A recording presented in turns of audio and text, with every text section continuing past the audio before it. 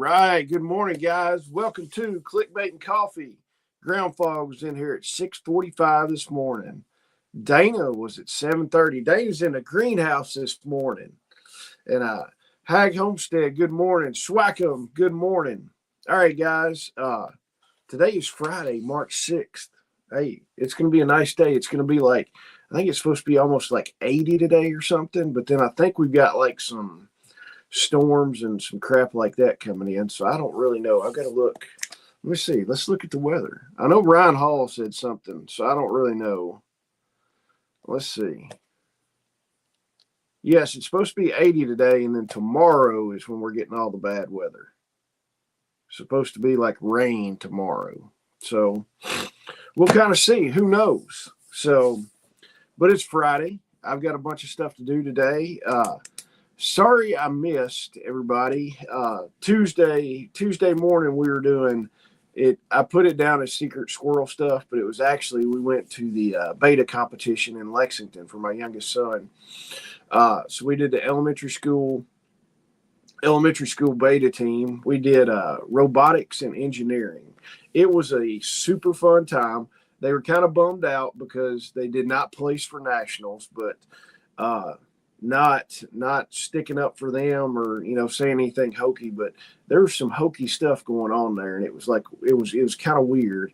I'm like, we had a freaking awesome engineering thing that we came up with, and it was like we didn't even place in the top 5. You have to place in the top 5 to go to nationals. So we didn't place in the top 5, but I saw some of these kids coming out with stuff, and I'm like, man, I was like, our thing is like killer compared to theirs. So we did not place in that. We did not place in robotics to go to nationals, and our robot was stinking cool. So I don't know, but I tell you, the kids had a blast. We got very, very little sleep, and we went up there early. I think we left here at like 5:30 Tuesday morning to head up to Lexington, and then we got back late on Wednesday night. And I texted Shelly. I was like, "Hey, I'm not going to be back in time for the live for Wednesday night." She was like, "I've got some family coming over." She's like, "Let's just cancel it." I was like, "Okay, cool."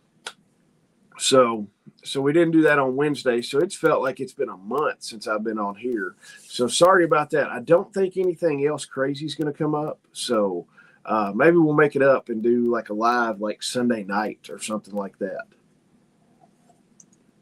So, but how is everybody else? What is everybody's plans for the day since it's going to be like 80 degrees and sunny? And I don't know. Everybody's saying spring is right around the corner. I don't think we're done with bad weather yet as far as cold.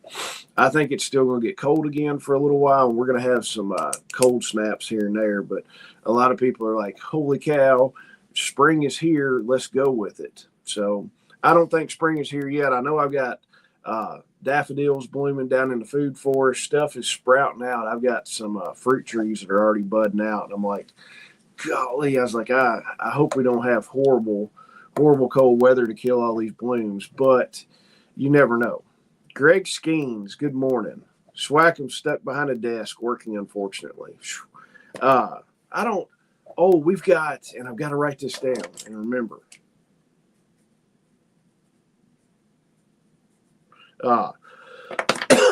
We've got the Ham Fest Saturday in Cave City.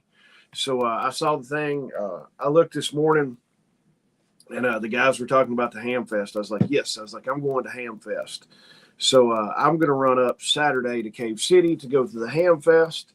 And I don't know, maybe find some deals up there on stuff. I always like going up there and finding stuff. But I'm going to go check it out. And then also talking about radio stuff. Don't forget, we've got the radio class coming up May 30th. Brian and Susan are going to be coming up from Mississippi. They're going to be teaching it. It's going to be a radio communications class. Brian sent me some of the stuff the other day that they were going to cover, and I'm like, dude, that sounds cool. So we're going to do like some, of course, we're going to cover UHF, VHF stuff. We're going to cover HF stuff, set up some expedited antennas and some antennas that you can set up real quick, do your broadcast, and then pack them back in your backpack and scoot on and do that kind of stuff. So we're going to be playing on the radios a bunch. And I'm like, this is going to be fun. I'm excited about it because I always like when Brian and Susan come up and we get to hang out for the weekend. So, Mike is here. Mike, the Mr. Author. Mike said he's planning on coming to the radio class. Tickets have been going. People have been buying tickets for it. So, and then Mike, do you want to, can I tell them what you sent me yesterday? If I can tell them what you sent me yesterday, let me know, please. So if y'all don't know, Mike is, it's Mike Atkins that writes the amazing books. These amazing books.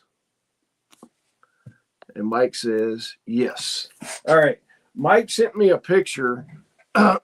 Last night I was at baseball practice and my phone dings and I looked and I'm like, it's Mike. I was like, I'll read this in just a second. And so when I got back home, Mike had sent me a picture. He has got serial number 001 of book 3. And let me see. I think I've still got the picture. Yes. Surviving the Preparedness. There is the cover. That is book. That is his third book in the series. And that's 001. And it's the first one that he's published with his publishing company. So he was telling me that real super soon, the book is going to be out to buy.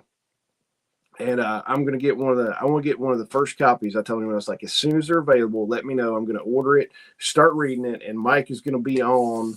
I want to read just a little bit of the book before Mike comes on. So then that way we can talk about it just a smidge. I've read the other two, but I want it in hand. And so Mike is going to be on the show. It's going to be on one Friday, probably not next Friday, but the Friday after that. So, Mike, thank you for jumping on. And I was excited when I read that text. Let me see. Swackum's, all right. Swackum's been waiting for it. So, but yeah, we've got the radio class. The radio class is going to be fun. We've been working with Brian and Susan on what people want, and everything. And Mike said he's looking forward to it. And, we've been working with Brian and Susan on what people want from the workshop, so we can make sure to include that. But the radio class is going to be a fun time. And Dana says, planting all day today. Things can live in the greenhouse until spring. Spring is here for sure to stay. Yeah, I don't know. I think we're still going to get a little bit of bad weather. So that's just the way it rolls. I mean, heck, we've gotten snow way on up in March before, but we'll see. So, yeah, we did beta.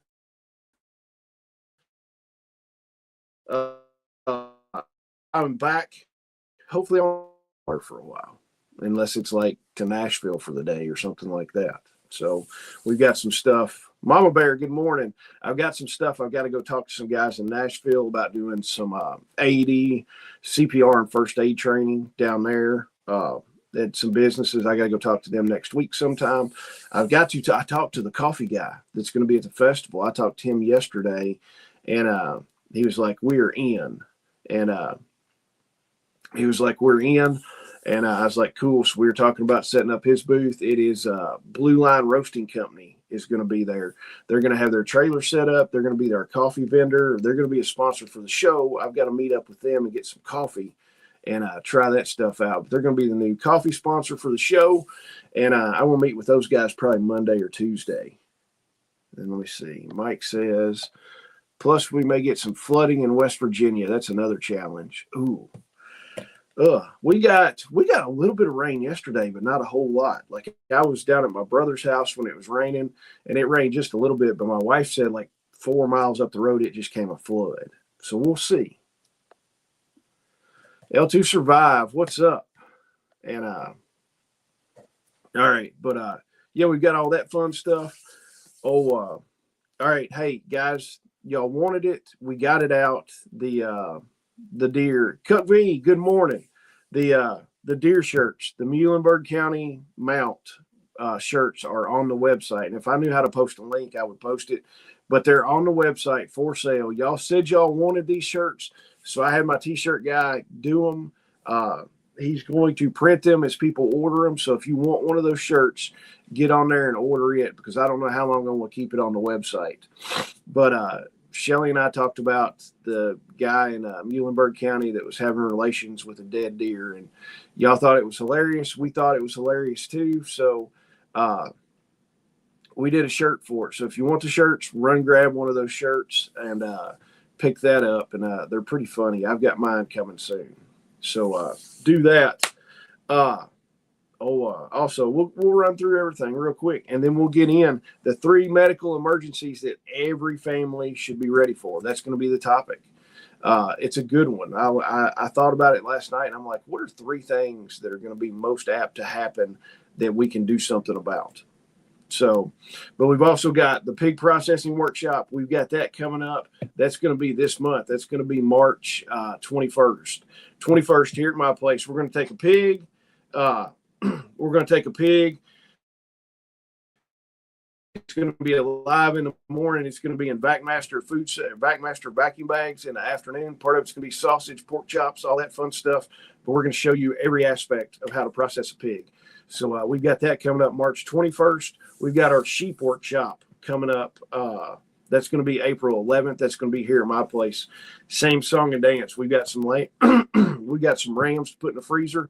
So we're going to take those rams. They're going to be alive in the morning, and they're going to be lamb chops and ground lamb in the afternoon. So we'll show you how to do that. If you want tickets for those, they are on the website. Grab those. And then one of the things I am super excited about, and Mike is on here, and Mike is going to help with this one. We are doing our trauma management course level 1. It's going to cover you're going to cover the March algorithm on this. It's going to be a trauma management class to cover that. We're going to be teaching that on Thursday before the festival. You can get your tickets for it. It is a full 6 to 8 hour class. It's not going to be a quick, 2 hour, hey, let's stop the bleed. It's going to be a 6 to 8 hour class. Mike is going to help teach that. And then also Greg New is going to help teach that. I wanted to teach part of it, but Thursday is our setup day. And I'm going to be everywhere. So I will come in for a little bit and maybe do a few things, but I can't teach the whole class. So I conned Mike into helping, and then conned Greg into helping too. So that is going to be a fun time. Get your tickets for that. And let's see. And KSL will have medical supplies available. Yes, we will have all our medical supplies available at that class. We're going to set up as a vendor this year at the festival. So we're going to have all our cool medical kits, all our supplies there, and it's going to be a good time. So get your tickets for that. Mike Shepard, good morning. And Darren Hacks for the Homesteader, good morning. And let's see what Cut V said. Diesel fuel is $4.59 to $4.79 a gallon, and then gas is $3.39. Yeah, the war that we just have to have. It seems like we've always got to have a war going on. Gas prices did go up. They're up about 30 or 40 cents a gallon or something like that in Bowling Green. I'm like, this is just stupid, but it is what it is. We can't do anything about it. I mean, it's I don't know. I think it's retarded that we're overdoing that to Iran. I'm like, I don't really know. I'm kind of on both sides of it. And it's just, I don't know. We're going to talk about some stuff that we can fix. We can't fix what they're doing in Iran. We can't fix that Trump is bombing them and we're just a puppet for Israel. And Israel said, go fight this war. And we can't do anything about that right now. But the topic of the day, the medical emergencies you can be ready for, we can do something about that today. So let's focus on that. That's what I'm looking at. It's like, hey, if I didn't have this stuff, we could get this stuff today and we could start preparing for this today. Take care of your house first. Let's see. Mama Bear planted 3rd row of seed trays today. Picked up quail food. Going to go talk to a guy about concealed carry license with Utah reciprocity. Virginia law is getting ready to change. Yeah, Virginia. Oh, man, they're going like full retard on some of that stuff. I mean, I know there's people moving out of Virginia. I know local prepper lives in Virginia right now, and he's got property in North Carolina, and he pulled the trigger. He's moving out of Virginia and moving to his property in North Carolina. So he's doing all that stuff right now, and I think there's going to be more people moving out of Virginia soon. And I saw a meme, and it was the Tiger Woods and the John Daly standing there. You've probably seen that picture before.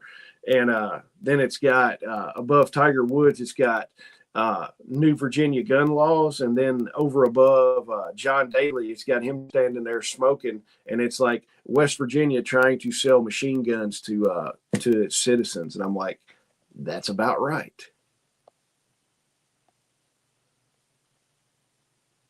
Yes, and Mike says Virginia has lost their minds. Yeah, I think there's going to be a ton of people moving out of Virginia. I can see it. So.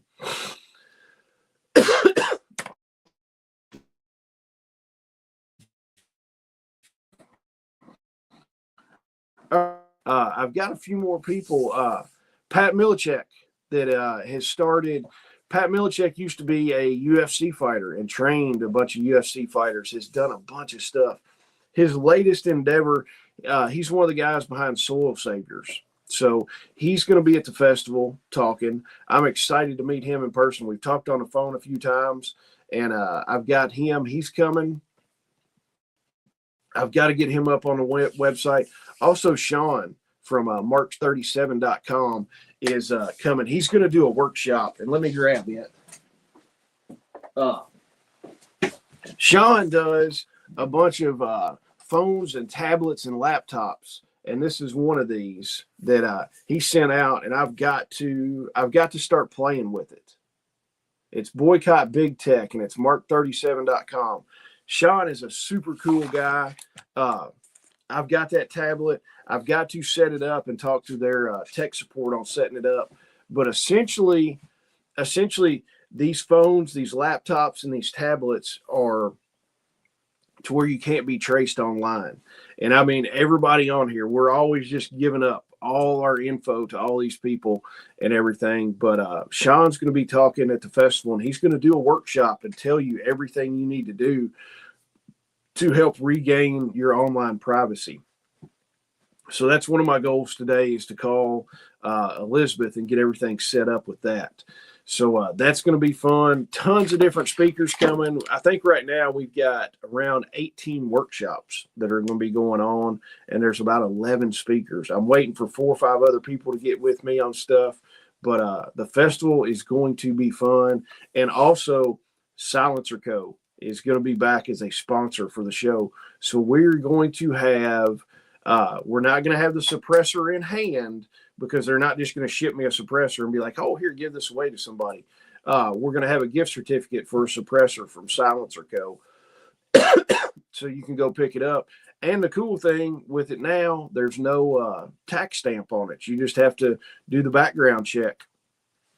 And so we're going to be giving away a suppressor at the show. I'm super excited. I'm kind of irritated that I don't get a chance to win it, because I don't really think it's fair if I buy tickets for something that we're putting on. So, but Silencer Co. will have a chance to win a suppressor. And Swackham says, I know a couple who just moved from Virginia. Yeah, I think people are going to move out of there big time. Let's see. Cut V says, wife and I bought an EcoFlow Delta Pro 3 solar generator, and also got 500 watts of bifacial solar panels. Those bifacial solar panels are pretty cool. I've got some of those. They'll actually hit, and on the back of it, you can actually get some energy coming from those. I think it's pretty cool. So mine are not bifacial. My portable ones are not bifacial, but my bigger ones are, that I've got. And it does add quite a bit of efficiency on those. Let's see. Mama Bear, we would love to move out of Virginia. Regarding the wars, I'm a nervous insomniac wreck. Got 3 young men who will be tapped to go. One just signed up before all this. Mama Bear, I am sorry to hear that. I bet you are a wreck for sure. So, but Mama Bear, if you want to move out of Virginia, Kentucky's right here. I think Kentucky's trying to do something with machine guns. I heard it. I know they're trying to do something about the Glock switch, which the Glock switch, in my opinion, is kind of stupid. You can't control. I've seen people shoot one of those before, and it's just like, man, there's no way to control that stuff. So I'm just like, that's stupid. But Mama Bear, if you want to move to Kentucky, you know where we're at. Kentucky is a nice state. I like it, and I wouldn't go anywhere. If I had to go somewhere else, I would go to Tennessee. Is honestly where I would go. Let's see. Mike says West Virginia has no taxes on guns or ammo. If you're near us, come on over and pick up what you need. That's cool that they don't have taxes on guns or ammo. I know Tennessee has taxes on ammo. It's a 10 cents per box extra tax on ammo. And the first time I went to Tennessee and bought ammo, I'm like, what is this stupid 10-cent tax per box? But I don't know. You don't have income tax in Tennessee. So I guess it's all a wash unless you live in one of these huge, big liberal, stupid cities or stupid states and everything. But it's just like people talk a bunch. They're like, Kentucky, you don't pay taxes on, and our tax rate's at 6%, but you don't pay taxes on food. As long as it's not prepared food, you don't pay taxes on. Like if you go in and just get milk, there's no tax on it. Bread, there's no tax on it.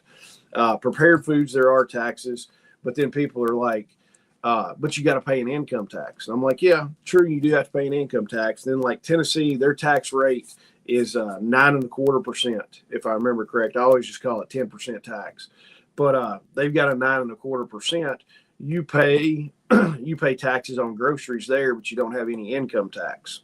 And then you don't have a registration tax on your vehicles in Tennessee, but you have a registration tax in Kentucky. And people are like, it's so much cheaper to live in Tennessee. And I'm like, not really. If you factor everything out, it's like, yeah, you're not paying income tax, but you're paying taxes on groceries.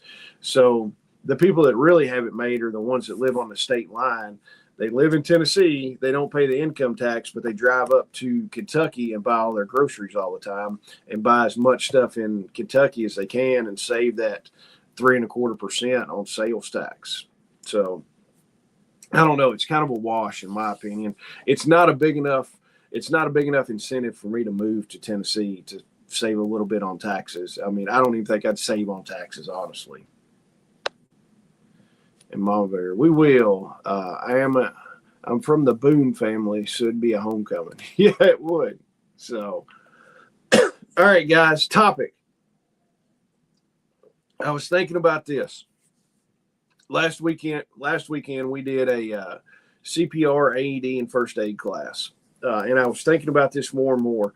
Three medical emergencies that your family should be ready for.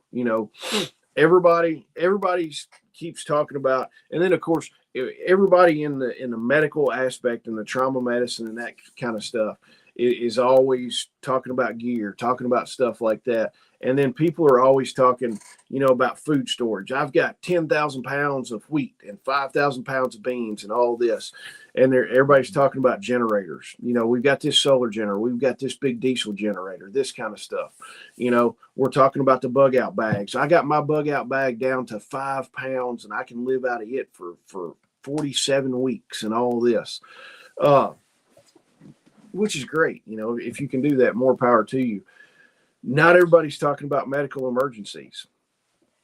So the kind of the truth on everything is we're probably not going to be faced with a big disaster, the collapse like Hollywood sees it, whatever one of the zombie movies is, World War Z. You're not going to have thousands of zombies running at you and that kind of stuff, and you're just going to have to run and go. It's going to be simple stuff, somebody gets hurt, somebody gets cut, somebody has a medical emergency. You're going to wind up a lot of times being the first responder on that. So do you know what to do in the first responder role? Do you know how to fix that? Are you just going to watch somebody die and because you don't know anything to do about it? Are you going to freeze? A lot of people live in super rural areas. And even if you live in an urban area, response times on medical, on EMS are getting longer and longer. They don't have the money like they used to. Everything's getting tight, so response times are getting longer. You can't find people to work these jobs sometimes. So I mean, what used to be maybe a 10-minute response time might be up to a 20-minute or a 30-minute response time. Heck, it might be an hour response time depending on where you live. Mike and I have talked before, and I forgot what he told me the response time out to his place was. I want to say it was between 30 minutes and an hour. So, but Mike is in rural West Virginia, so I can understand that. It's going to take. I don't know. I am not super rural anymore. When I built this place, I was super rural. A lot ruraler than I am now. Response time here for the fire department, and we have a good volunteer fire department. Those guys could probably be here in 10 to 15 minutes. An ambulance is probably going to be closer. The actual ambulance is probably going to be closer to 20 to 30 minutes. So look at that. These things happen every day. I mean, the three big things happen every day. So it's kind of normal life. You're sitting out there working in your shop. Something big happens. Does your wife know? Do your kids know? Do your friends know how to do this stuff and handle these? Let's see. Sean, one of Mike's friends, Sean's father had a heart attack and the response time was almost an hour. So guys, look at that. I mean, and that's probably in a good situation, in a halfway decent setting and everything. So look at that. All right. Emergency number one that I've got is severe bleeding. Severe bleeding is one of the biggest it's one of the biggest emergencies that we can handle that will save someone's life.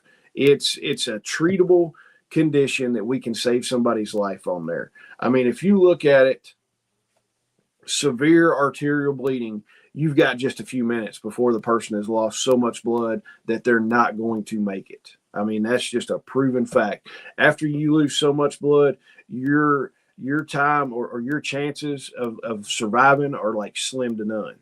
So, I mean, and if you look at it, think about the stuff that we do. I think about this. I use saws, power tools, stuff like that all day long. Pretty much every day I use some kind of power tool doing something, whether it's a chainsaw, whether it's a skill saw, a sawzall, anything like that. That stuff can cut you and cut you bad to where you have a major arterial bleed. So, I mean, think about it. You got chainsaw stuff. You've got your farm accidents. How many people are on a tractor every day? Or how many people get on a tractor, move around bales, move this, move that. I mean, there's stuff that can go wrong. There's stuff that goes wrong on the farm every day. Car accidents. Raise your hand if you're going to drive a car today. I'm going to get in my truck and go take some packages to UPS here in just a little while. Car accidents are a major thing. And like I said, power tool stuff, hunting accidents and hunting or shooting accidents. This is you and your buddies are out on the range shooting and stuff like that. Do you know how, if you've got a major arterial bleed and a major severe bleed, do you know how to stop that bleed if somebody accidentally shoots themselves? I'll tell you, my brother, it's been, I think 2 years ago, I was down here burning a burn pile, and my brother had come over and was doing some shooting, and I had just lit the burn pile on fire, and my brother hollers for me. He's like, holy crap, I don't know what happened. He was shooting and sighting in an AR. He came down, his hand was like, it was right here. His hand was like this, and he was like, it is bleeding bad, something hit me, a ricochet or something. So I'm like, come on down to the truck. So we got the kit out, started looking. I'm like, pull your hand off there. And he pulled his hand off here and had a gash right there underneath his eye. And head wounds always just bleed. I mean, a head wound can be pretty minor, but it's going to bleed bad. So we get some gauze on it, slow the bleeding down and everything. And I'm looking at it and I'm like, dude, it's pretty deep. And he was like, I was shooting. And what happened is there was a post. We had a couple metal posts holding the target up, and he had started shooting too close to the post, and one of the bullets had hit the post, and it ricocheted a little piece of metal back.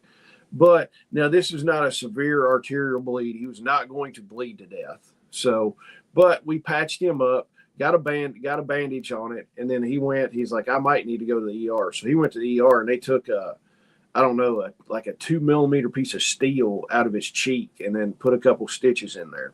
So this stuff happens all the time.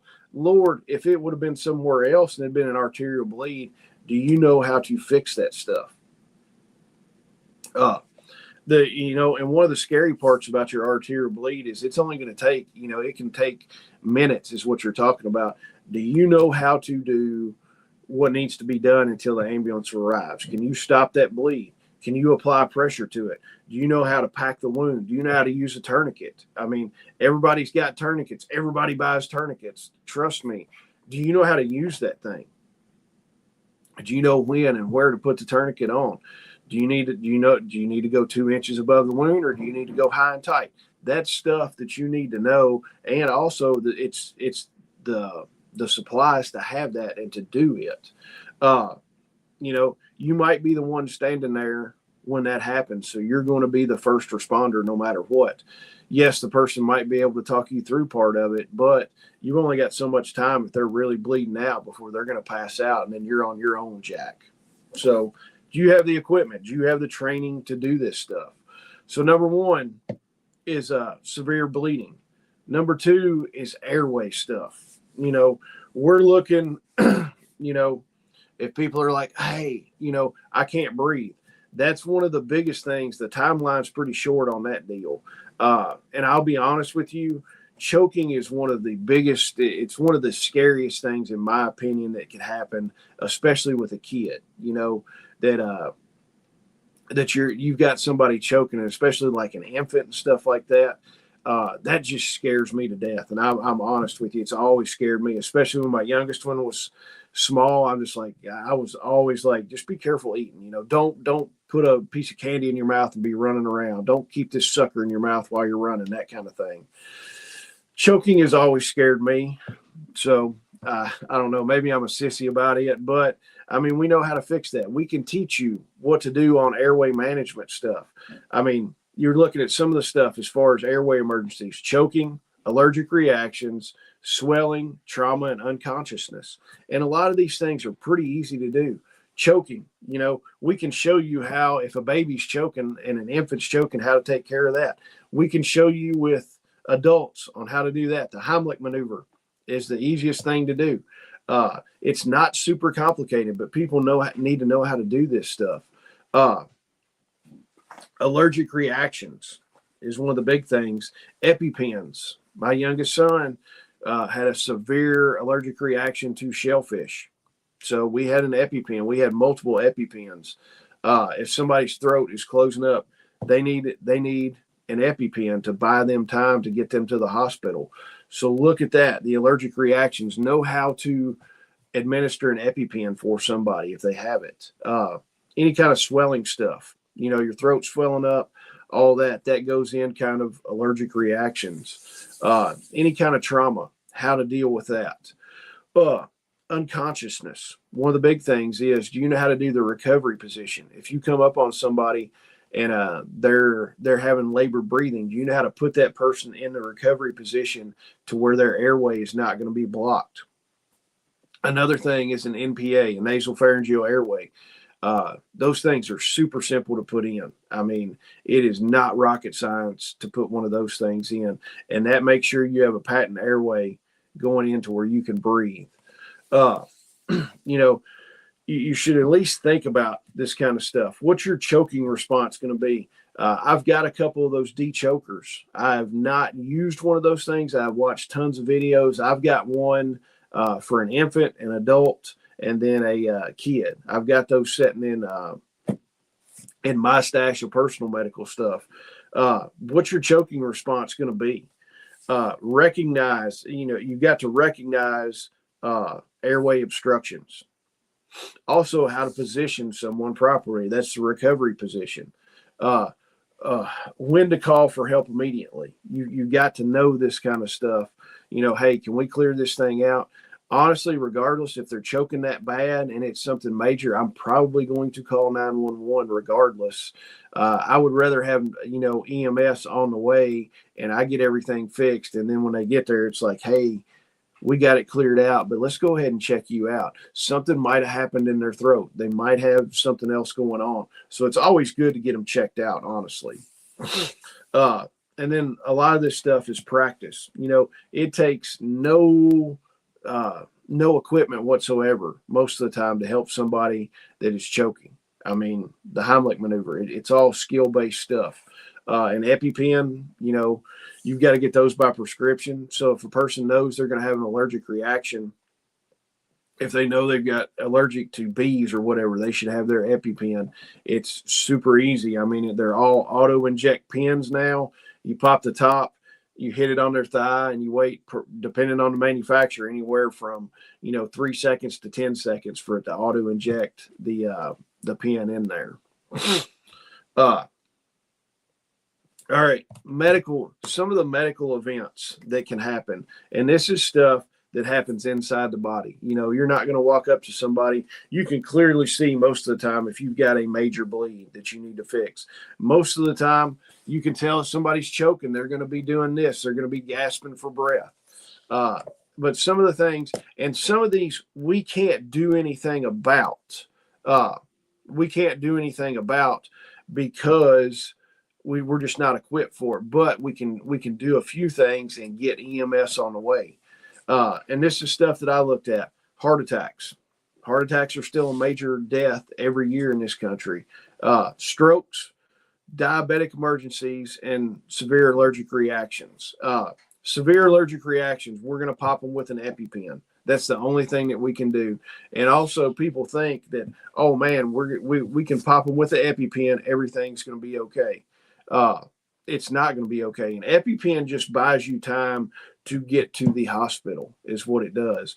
We live far enough out that, and it takes long, the time it takes for us to get to the hospital. The doctor told us you're probably going to have to pop him with 2 EpiPens. And I'm like, okay, cool. So we had multiple EpiPens to do that. But severe allergic reactions, the people should have an EpiPen. Pop them with the EpiPen, call 911, get EMS there. That's the only thing you're going to be able to do for that person. Diabetic emergencies. You should know if people are, people that you hang out with all the time, you should know about diabetic emergencies. And you should know if they're diabetic. Do they need insulin? Do they need a shot of insulin? Is their blood sugar low? Do they need, a little bit of candy, a little bit of orange juice? Know what's going on. And, if you're hanging out with these people all the time, have a talk with them. Hey, if you start acting loopy and stuff like that, is your blood sugar getting low? Do you need some candy? Do you keep candy with you? Do you have insulin with you? What do you need if this happens? Just have the talk with the people. Heart attacks. There's not a ton you can do. If it's a grid down situation and someone has a heart attack, there's not a lot you're going to be able to do for these people. Just honestly, I don't have a heart surgeon in the group. I don't have a whole fancy, we don't have a whole heart surgery suite and stuff like that to where we can do open heart surgery on people. Don't have it. Never going to have that. I mean, that's just, it's crazy. There's no way in a grid down deal that you would ever be doing heart surgery, no matter what Hollywood wants to tell you. But heart attacks, the thing you can do for a heart attack, if you suspect someone is having a heart attack, first thing you need to do in today's times is call 911, get EMS coming as soon as possible. Get them comfortable, set them up, lay them down, make sure they're okay, get them as comfortable as you can. Also giving them an aspirin. That's going to help out a bunch. And that is in that's in the Red Cross, that's in the American Heart Association, that's in HSI, that's in all their stuff. Give them a dose of aspirin if they're not already on it, but give them a dose of aspirin. If they got nitroglycerin pills, you can assist in giving them a nitro pill. Legally, you can't give it to them. You can assist them in doing it, but that's kind of a whole gray area. That's kind of one of those things. When EMS shows up, you've helped these people. You just kind of blend into the background. My name's Joe Smith, and go on about your day. But assist them with nitroglycerin pills if they've got those. If the people are getting worse, stop breathing, their heart stops, then you've got to start in on CPR. Get trained on CPR. And then if you're in a public space and there's an AED available, use the AED. I know a lot of people don't in the trauma management, and honestly, there's a study that CPR. There's some kind of study that CPR was ineffective or something like that, or like very rarely used in a trauma situation, like on the battlefield.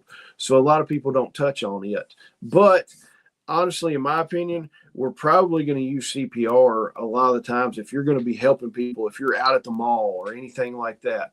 I think people should know how to do CPR. CPR is relatively easy to do, honestly. It can tire you out if you're doing it. But if the person is having a heart attack, you can start CPR on them and keep them alive until EMS gets there. I'm one of the people that's like, hey, I don't want to sit around and just watch somebody die. We've talked about it before, a bunch of us. It's like, man, I couldn't just walk by somebody and know that they're going to die and know that I know how to do something about it, and I just let those people die. So CPR is something nobody teaches the CPR and talks about it a bunch, but it's like, I think people need to know how to do it. I think people need to know how to get babies, from choking. That's a big thing. It scares me. And let's see, Dana says, anaphylactic treatment that changes the histamines within the gut. Pepsid OTC and Zyrtec, liquid Benadryl, held in the mouth for 30 seconds, absorbed sublingually. All right. Awesome. Dana knows all kinds of good stuff. She knows some fun stuff. So she used to work in the pharmacy for a while. And Jennifer Young, she agrees with me. And I just don't understand why they don't teach more CPR and AED stuff. Like, AEDs are like stupid simple to use. I mean, you literally take the person's shirt off. You've got a pad that goes here and a pad that goes here, and it walks you through everything. It's like assessing heart rhythm. And then it says shock advised. And essentially there's a red button that lights up on it, and it says push red button to administer shock. And you push it. And it's like, this is stupid easy to use. But yes, Jennifer, I'm glad you agree with me that more people need to know how to do CPR the correct way, not getting up there like Hollywood. And it's like, the person's not breathing. They're like, I wish you would breathe. And they just hit the chest one time. And the guy's like, oh my gosh, you saved my life. It's like, that's such bullshit. It's like, know how to do CPR the right way. You're not just hitting somebody in the chest. And Dana says that's the best alternative if somebody doesn't have an EpiPen. Yes. And I tell you what, I've gotten stung a couple times by some wasp, and I start getting a little funky. And, you start getting a little funky. I will go pop some Benadryl and take some Benadryl, and it just knocks it down. So I'm not like super allergic to bees, wasp, anything like that. But I will pop a Benadryl sometimes if I start itching and stuff like that. Cindy, good morning. How are you? You're driving to work. And wild horses. Keep an anti-vomit mask with you to protect your mouth during doing mouth-to-mouth CPR. Yes, 100%. I had them sitting here. I've got the small, and we sell the small little CPR mask that they're fold out. And they've got like a sheet of plastic and then a little piece that slides in the person's mouth that's going to keep anything from coming. And then I've got to get some of the bigger. They look almost like a heart or triangle, to where it's got the CPR, the actual mask, like what you would put a ball valve on the bag. And I've got some of those ordered. They're not in right now, but yeah. And then they make them that come on a little keychain. I've got to order some of those too. But yeah, the anti-vomit mask, because what was it? I think it was Greg New told me. I think it was Greg that said he had done CPR on somebody, and the guy like just vomited all over him. And he was like, that was the nastiest thing ever. So yes, keep keep one of the CPR, keep a mask with you. Now, just for cooties and all that crap.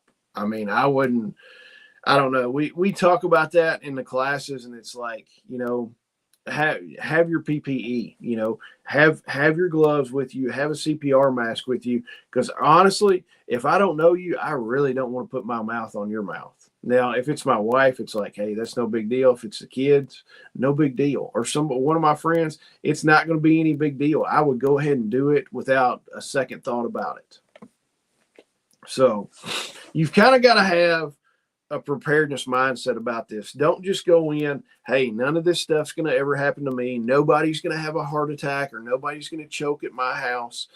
Nobody's ever going to get cut more than just in the kitchen doing this. Man, stuff happens all the time. I mean, I've cut myself no telling how many times, shot nails in my hand, done dumb stuff that I shouldn't have, and just all that. It happens all the time. People get hurt, people get sick, and accidents happen. So the difference between a prepared family and an unprepared family comes down to kind of three things, in my opinion, is awareness. You have to be aware. You don't have your head stuck in the sand. None of this, people stick their head in the sand because they don't want to think about it. And like, nothing bad can ever happen on my homestead because we practice all the safety, and little Johnny's never going to get hurt because he just plays in the backyard all the time and everything's good. No, shit's going to happen, and it's going to happen when you least expect it. So at least be aware that this stuff is going to happen. Have some equipment. Have something to stop traumatic bleeding.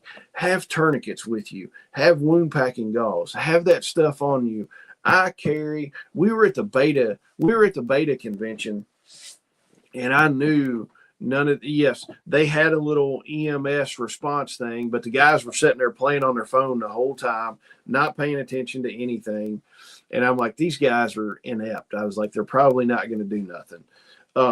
So I went ahead and packed a bag with me. We had the vehicle med bag that rides in my wife's SUV all the time. And I went ahead, I was like, I'm carrying a backpack.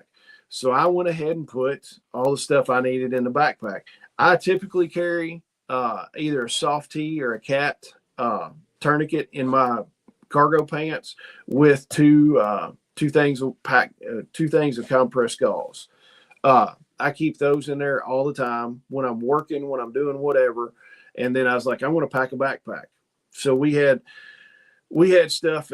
I had one of our IFACs on the outside because it stays on there all the time. But then I took and packed some other stuff. Like I packed one of the Ready Kid kits in there. I had gauze, I had Band-Aids, I had boo-boo stuff. The big thing that I was, kids are going to cut themselves and do stupid stuff. And it makes a kid feel so much better if they can just put a wipe it down with alcohol, put on Neosporin, and wrap a Band-Aid around it. So I had a bunch of stuff like that. I had tons of Band-Aids. I had tons of gauze, all that kind of stuff. But we were set and ready to be prepared for that. So we had equipment. I had stuff also to treat any kind of life-threatening injuries because there's been a bunch of stuff, people talking about sleeper cells and all that. And I'm like, hey, cool. We'll deal with that. And we've got everything to take care of that. Plus we also had some other things that would help us defend against stuff at that convention. So just saying, we had all that stuff. And Cindy said, just don't shoot yourself in the foot. Yes. Don't shoot yourself in the foot. So yes. So equipment. And then training's the thing. You can buy all the coolest equipment that you've got, but do you know how to use it? Do you know how to use that tourniquet? Do you know how to pack a wound? Do you know how to use the CPR mask that you're carrying around on your keychain? Is that thing so old that it's already dry rotted out because you hadn't taken it out and never looked at the thing? Do you know how to use your equipment? We've got classes that we can show you how to do all this stuff. If there's nothing listed that you want to do, contact me and we can set you one up. That's not that big a problem.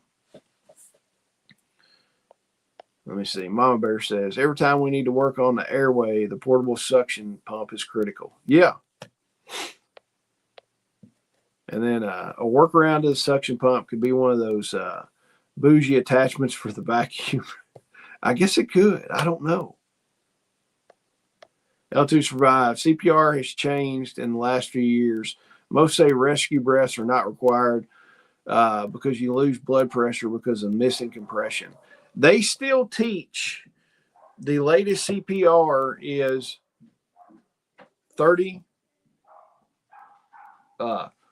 chest compressions and 2 rescue breaths. 30 chest compressions and 2 rescue breaths. That is what it is for 2 minutes. Or 5, actually it's 5 cycles of that. And then if you got somebody to help you, you can switch over. That's what we were taught. That's what we taught. That's the newest criteria for all of this. So guys, I mean, that's what I've got. Those are 3 big emergencies that I think everybody should be ready for. I didn't cover stroke. Stroke is one of the things. Stroke. Remember the FAST acronym on that.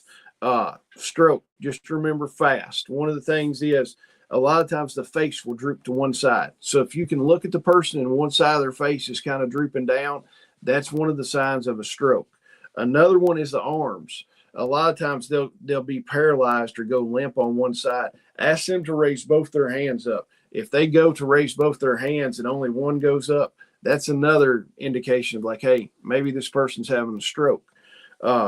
Another thing is speech. They might have slurred speech or a hard time saying anything. Ask them to repeat back a simple phrase. If they can't do that, that's another sign of a stroke. And then the last one, the T is time. The faster you can get someone medical attention, the faster that they can do treatment on it. I know they've got what they call a clot buster that they can give the people that will break that clot up to help with the stroke. So I forgot to put that in there. But yeah, just remember for a stroke, FAST, that acronym. Other than that, you just keep the person comfortable as you can and until EMS arrives. Bougie is and snot suckers for babies' noses. Yeah, those things are you can do a lot of stuff with those little snot suckers, and I've got a bunch of those. Well, we used a bunch of those when my youngest one was little. So, guys, it's all about responsibility. Know how to treat these things. These are 3 things that I thought were good for people to know how to do, and I think people know how to do it, or they should know how to do it and have the equipment to do it. So, guys, it's Friday. It's going to be almost 80 degrees. I've got some orders to pack up, and I want to do some stuff outside this afternoon, and I've got to drop some orders off, and then do a few things. I'm probably going to go to my brother's house and work for a little while because if I don't show up today, he might be mad at me. So, but guys, I appreciate it a bunch. I'll see if we can do a live later on one night this weekend. I don't know for 100%, but guys, I appreciate y'all being here. Y'all be careful. Have a great weekend. Get your festival tickets on the website. And if you need anything, shoot me an email and I will see y'all soon. Y'all have an amazing weekend. Bye.